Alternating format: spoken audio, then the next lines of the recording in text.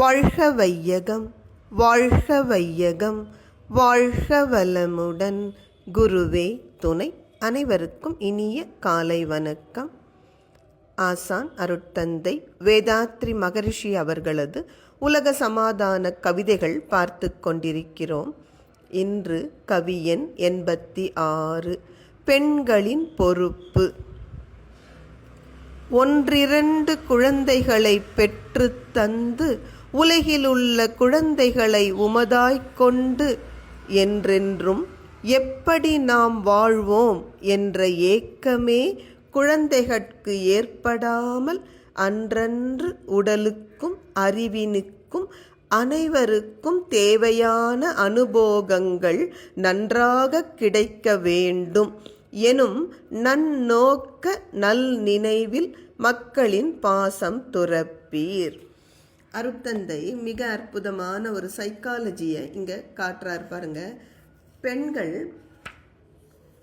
தாங்கள் பெற்ற குழந்தைகள் அறிவில் உயர்ந்து வர வேண்டும், வாழ்க்கை வசதிகளை நன்கு அனுபவிக்க வேண்டும் என்ற எண்ணம் உள்ளவர்கள். அதையே பயன்படுத்திக்கிட்டு அருட்தந்தை சொல்கிறார், ஏதோ காரணத்தால் உங்கள் குடும்ப சூழ்நிலை, வறுமை, சரியாக குழந்தைகளை வளர்க்க முடியலன்னா அந்த குழந்தை நாளைக்கு எப்படி நான் வாழ்வேன் என்கின்ற ஒரு ஏக்கம், வேலை வாய்ப்பு கிடைக்காது, கல்வி இல்லாததனால் எத்தனை துன்பங்கள் வரும். ஆனால் அதுக்கு பதிலாக யோசிச்சு பாருங்க, சமூகத்தில் அறிவுடையவர்கள் வளர்த்தும் பொழுது எந்த குழந்தைக்கும் ஏக்கமே ஏற்படாது. அனைத்து குழந்தைகளுக்கும் அனைத்து அனுபவங்களும் சமமாக கிடைக்கும். இந்த உண்மை புரியும் பொழுது பெண்கள் தாமாக முன்வந்து குழந்தைகளை பொது சொத்தாக்க முயல்வார்கள். அதனால் இந்த அறிவை உயர்த்துங்க. அதே போல் ஒரு சின்ன பொருளை தியாகம் பண்ணிட்டு பெரிய நன்மை பெண்களுக்கு கிடைக்கும். ஒரு குழந்தையை பெற்று கொடுத்துட்டு உலகம் முழுவதிலும் உள்ள குழந்தைகளை தங்கள் குழந்தைகளாக எடுத்துக்கொள்ளலாம். அது இன்னொன்று முக்கியமான விஷயம், இந்த ஆண்கள் எப்படியோ பெண்களை அடிமைப்படுத்திய ஒரு காரணத்தால் பெண்கள் இன்று வரை ஒரு 2ஆம் தர குடிமக்களாகவே கருதப்படுகிறார்கள். ரொம்ப காலத்துக்கு முன்னாடி, பணம் கண்டுபிடிக்கிறதுக்கு முன்னாடி தங்கத்துக்கு தான் மதிப்பு அதிகம் இருந்தது.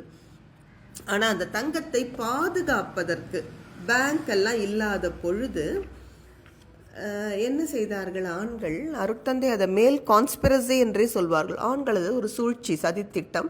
இந்த தங்கத்தை நகைகளாக செய்து பெண்களோட கழுத்தில், காதில், கையில், இடுப்பில் எல்லாம் போட்டுட்டாங்க. இப்போ என்னவாச்சு? இவங்களுக்கு தங்கமும் பாதுகாப்பாக இருக்குது, பேங்க்கோ சேஃப்டி லாக்கரோ தேவைப்படலை. இதை விட இன்னும் ஒரு கொடுமையான செயல் என்ன செய்தார்கள்? இந்த கற்பு நெறி பாதுகாக்கப்பட வேண்டும், பெண் தன்னை விட்டு போயிடக்கூடாதுங்கிறதுக்காக அவங்க காலில் ஒரு கொலுசு போட்டுட்டு அந்த சத்தம் கேட்டுக்கிட்டே இருக்கிற போது இவங்க என்ன வேலை செஞ்சாலும் இந்த பெண் இங்கே தான் இருக்கா என்று உறுதி செய்து கொள்வார்கள். அதிலும் உச்சகட்டமான கொடுமை சதி என்று கொண்டு வந்து கணவன் இறந்தால் இந்த பெண்ணை தூக்கி நெருப்பில் போடுறது.